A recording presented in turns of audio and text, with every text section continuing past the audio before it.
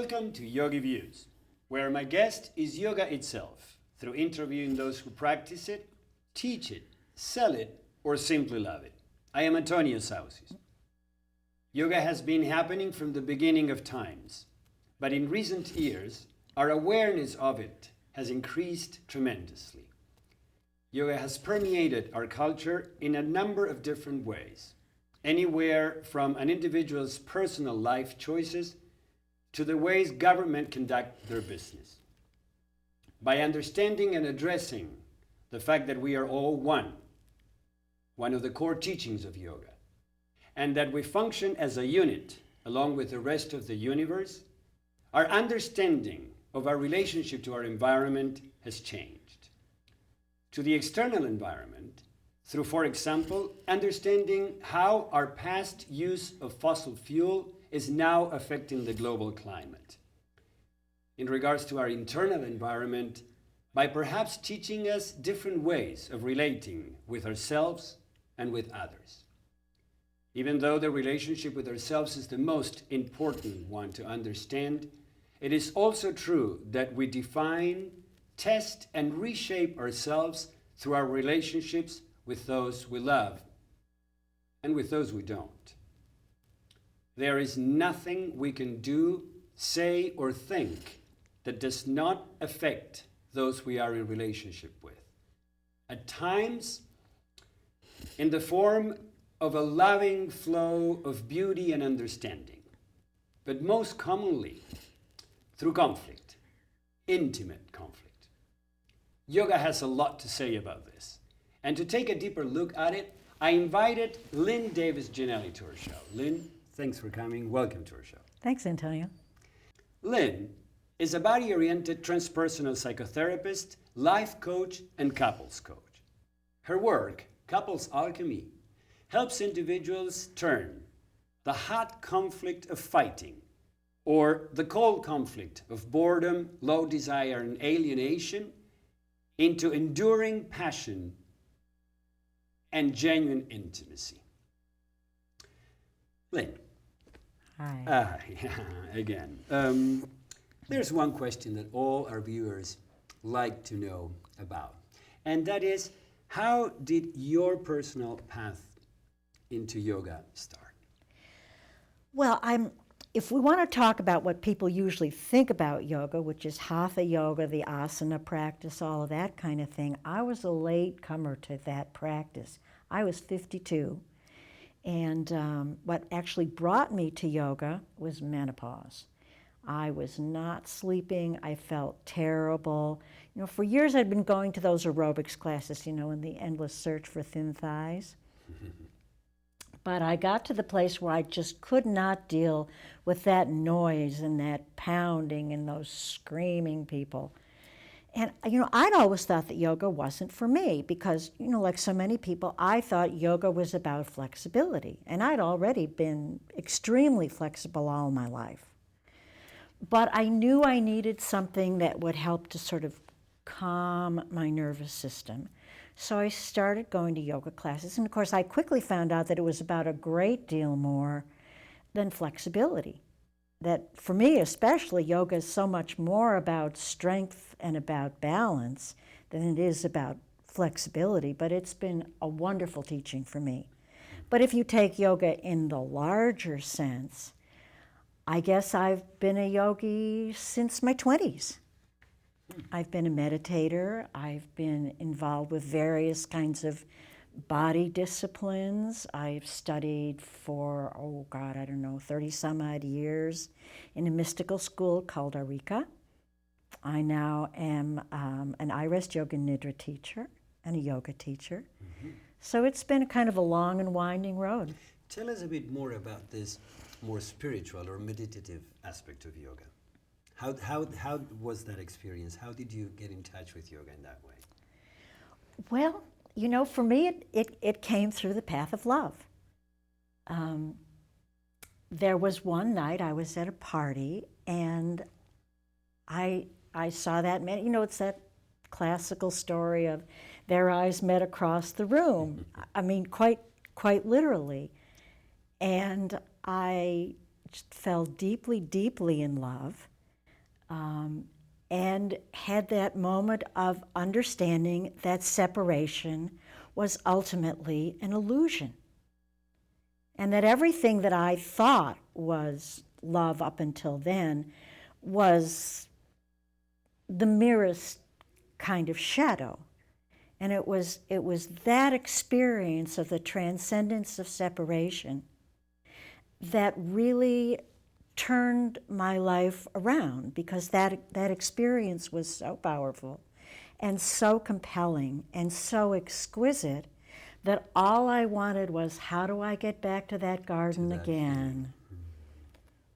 And how did you find that a meditation technique would take you there? What? Well, you know, the next thing that kind of came along my path was I quit my job at the Toronto School Board and came to Esalen, which, you know, in 1971 was what hip young professionals did, you know.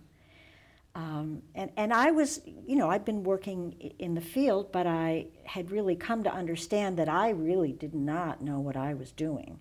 But I passionately wanted to know, you know, what to do, because I really wanted to be of service to people. I wanted to play some role, however small, in the alleviation of suffering.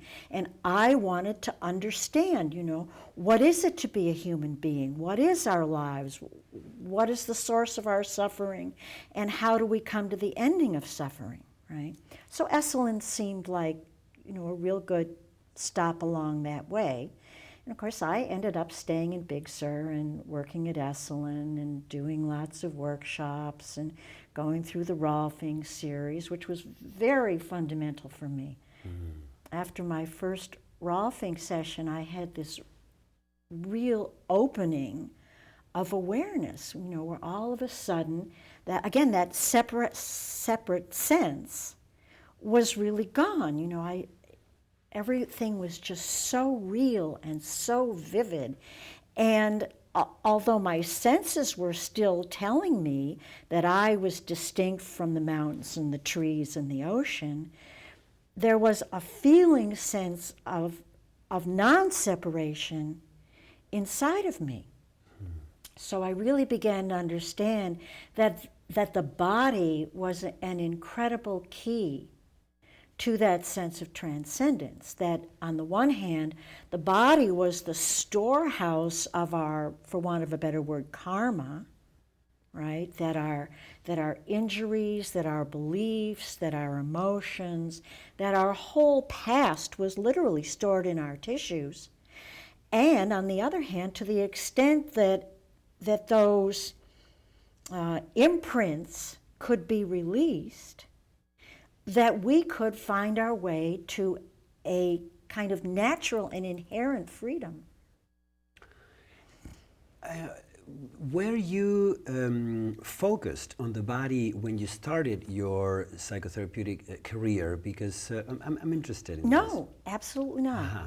No, absolutely not. I mean, that was, you know, virtually completely unknown back in those days. I mean, psychology was considered to be about the mind. The mind, exactly. Right?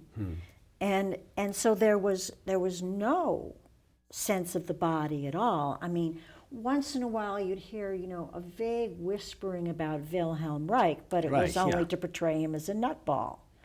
Yes, even though he had an amazing knowledge, and he came up with the armor, or this fantastic the whole theory that says that analysis. when we want to defend ourselves from certain issues, we tend to tense one part of the other. And later on, then we know that these different parts that he relates to psychic contents are also similar to what Kundalini Yoga and the chakra theory says about the placement of issues, psychotherapeutic issues. Yes, in the very body. much so. Very much so. But as you say, you know, in those days, that was all just way outside of the mainstream. I mean, the mainstream was about rats and paired associates learning.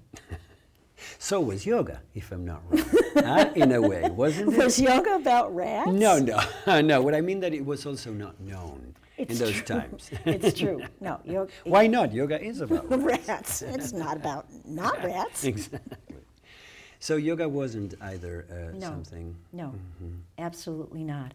And I was so completely out of touch with my body. I mean, the only thing I knew about my body was through sex. You know, but I mean, I was so out of touch with myself that I could barely walk across the room without knocking something over. And how did your interest particularly, or I would say, how did the two, yoga and your professional life, mixed? You mean how did they originally mix, or Yes. how did they? How they originally mixed? Well, you know, through my interest in the body, I studied massage at Esalen and became a massage practitioner and completed the Rolfing series and became very interested in Gestalt, which again had Gestalt therapy, which has again a real kind of a body awareness central kind of a component to it. So that was a kind of a bridge in through. There was Rolfing, there was massage, there was just the beginning of touching into yoga for me. So those streams kind of began to flow together. And then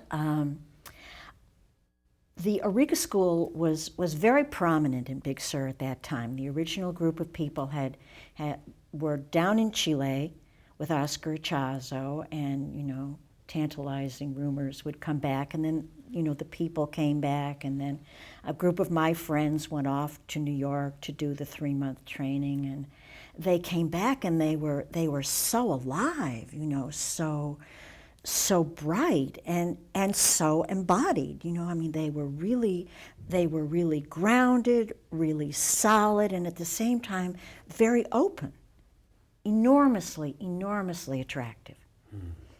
Right. So I was eager to do the Eureka work, and I actually learned the Eureka psychocalisthenics sequence, which is in many important ways based in yoga and in pranayama as well. Tell us a bit more about it. Well, psychocalisthenics is a kind of a psychophysiological exercise system developed by Oscar Chazo and the Eureka School. It's 15 minutes end to end, and its hallmark is the coordination of movement and breath, right? And it quite systematically works all the different parts of the body very, very efficiently. I mean, it's one of those things that really, you know, moves right along. It's quite vigorous, but it was the first kind of exercise thing that I could ever really relate to.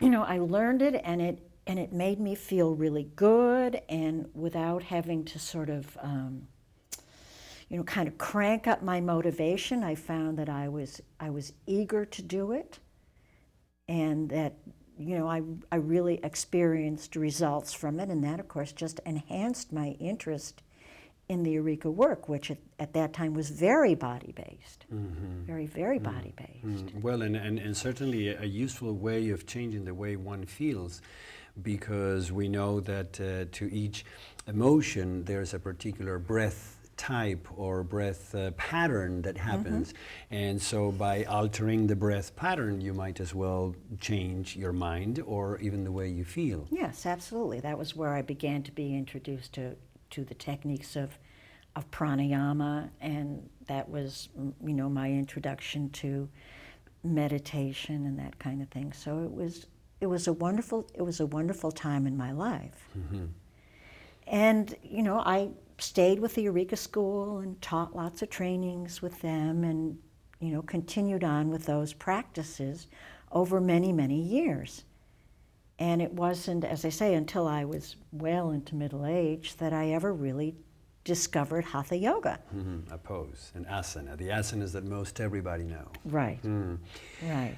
Did you start working with your clients right away with a combination of psychotherapy and yoga, or was that something that came later in life? Well, actually, some years after my original Eureka training, I got reintroduced to an interesting type of psychotherapy because I was looking for something more integrative. I mean, I had lots of good techniques and lots of good pieces, but I felt that they didn't really hang together in an integral way. They were just kind of lots of good pieces, right? And I reconnected with a man that I'd done some personal therapy with years ago named Jack Rosenberg, who had synthesized a very interesting form of therapy called IBP, Integrative Body Psychotherapy, which again has lots of roots in yoga. Right? And Jack had been a yogi for many, many years, right? And IBP is based very much in work with the breath, so it has a kind of like a neo-Reichian sort of a component to it. So that really provided the synthesis and the kind of integrated viewpoint that you were looking for. That I was looking for. So I went through the IBP training and am an IBP practitioner and an IBP teacher and that kind of thing. And there again, I began to sort of see the yogic roots in this. So it was one of those things where yoga began to sort of sneak up on me from a bunch of different directions, you know, until finally it was just unmistakable, you know. Did you find your clients to be resistant to yoga? Did you use the word yoga back then or not? No. I did not. I did not. I mean, it was a big enough confront for a lot of those folks just to be, you know, lying on a mat doing breath work. Exactly.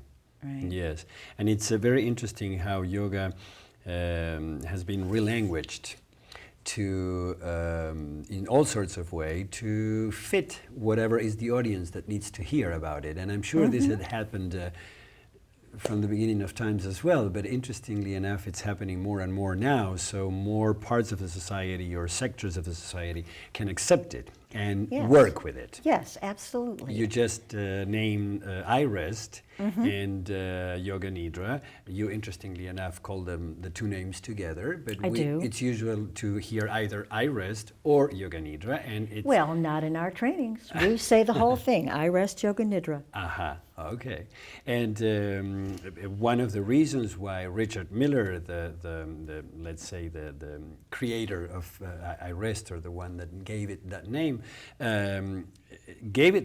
so it would be accepted in the military. That's right. Who would not accept the practice of yoga, but something called integrative restoration. Okay. Yeah. This we can practice. Although it turns out that integrative restoration is an accurate description of the work, because it's integrative in that it integrates the experience of body and emotions and mind, and without being therapy per se, is genuinely therapeutic. I mean, it helps the personal self become much more integrated, much more whole, and it's restorative in the sense that it restores us to what the Buddhists would call the natural mind, to that already always existing sense of peace and wholeness that's inherent within us. So it's really a good name. Yeah. Yes, it is. And it would also be fair to say that the military are now accepting a little bit more some of the terminology, especially since Dr. Miller has been very instrumental in helping the military with post-traumatic stress disorder. Yes, he has. Through the use of yoga nidra. Through the yoga. So perhaps just as in your case, one more example in which yoga permeates the culture and the different issues of society. Now, you focus on conflict. Yes, I do. How did this start? Why conflict out of all things? Well, given that as a yogi, you know, what one is most interested in really is union, right? And the, in a way, opposite of union, or the obstacle to that experience of union, is conflict, right? So in a way, if you're interested in unity, you got to be interested in conflict. You know, as long as you're living in the world of apparent dualities. Tell us more about this positioning conflict as the opposite of union. Well, conflict is not only the total focus on separation as opposed to non-separation, but it's the most, if you will, painful experience of separation. It's not only that we're separate, but that our separateness is filled with hostility and a win-lose, right? So it's sort of separateness to the max. Yes. Is therefore unity the solution?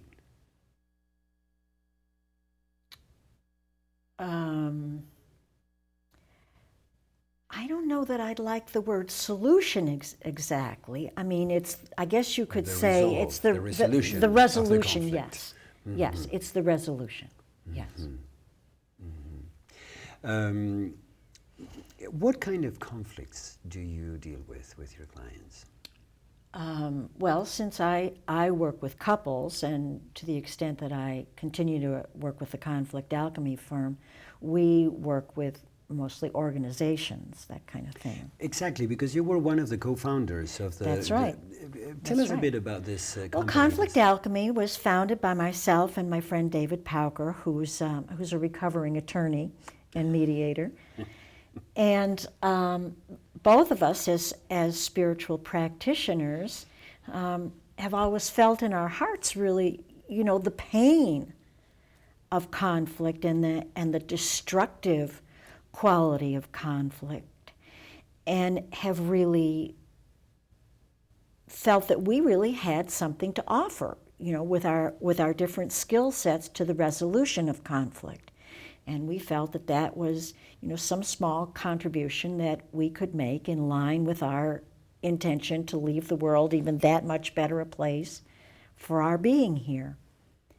So we developed a certain kind of a methodology, which in many ways parallels my couples alchemy work, to help people work through conflict and arrive at peace and arrive at, indeed, a resolution that's at a higher level of integration. You know how I think it was Albert Einstein said that the problems that we have cannot be resolved in the same level of consciousness in which they were created. A higher level is needed. Yeah. Yeah. So what you were saying is that you, in this company, used to deal with companies. It was not so much just the individuals, but it was more from a... Right, we'd see companies, we'd see partnerships, that kind of thing that were in trouble. Family businesses or general? Family regular? businesses, yeah. Yeah, I mean, I come from a family business. And that's where sometimes conflicts are expressed. Oy. Yeah. But my own work is with couples. And so what kind of conflicts do you see more often, or do you deal with more Well, there's the big three: sex, money, and power. often? Which one is the most prominent one? Well, the one that often brings people to my office is sex. But I often think that in our contemporary culture, the conflict that's in a way more insidious because it's so little understood is money. I mean, you hear about sex everywhere. I mean, you walk down the street and people are talking about their sex lives on the telephone. Or showing it. Or showing it, right? But, money is still very hidden. And power dynamics are even more kind of hidden. And those get acted out a lot around issues like in-laws or child raising, that kind of thing. You mean the power and the money? Yeah. Well, no, more power, Power. actually. Mhm. Yeah. Yeah. But power and money intersect quite a bit. You know, you heard about what they call the golden rule. No. He who has the gold makes the rules. I remember that Yeah, rule. yeah. And they certainly relate to sex as well. And many times is the three of them or one affect the other Yes, two as well. Yeah. They very much bundle themselves up into a great wad of conflict. And what are some of those sexual issues or that people bring in the form of conflict? The most common one that I see is sexual desire discrepancies, or more broadly, perhaps,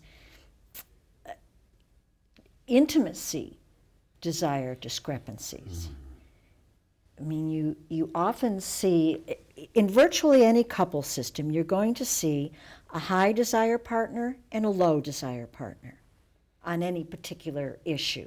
So in that couple system, you may have one partner who's high desire for sex, low desire for intimacy, and the other one in just the opposite position, low desire for sex, high desire for intimacy. So you can get any number of kind of permutations and combinations about that. But it's desire discrepancies that are in many ways the most common sexual problem, even more than overt sexual dysfunctions. Have you found that this tendency has grown, or is it just the same as when you started working, or? Well, I think that's kind of hard for me to say. You know, I don't know whether it's grown. It certainly is much more sort of spoken about, and people are more aware of it. And I think also as people start to get older, this problem starts to surface more. You know, as people have been in a relationship for a long time, people have higher expectations of relationships than they used to. So people are no longer so willing to settle for a passionless relationship, even after they've been married a long time and even after they've gotten older.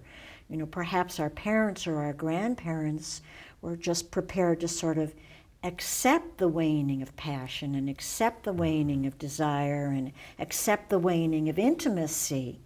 But anymore, people aren't willing to settle for that anymore. And so they're much more willing to validate their desire for enduring intimacy and for ongoing passion in their couples' relationships. And particularly in the era of AIDS, you know, people are not so willing to just go outside the relationship to get those kinds of satisfactions. They really want to have that within a monogamous relationship.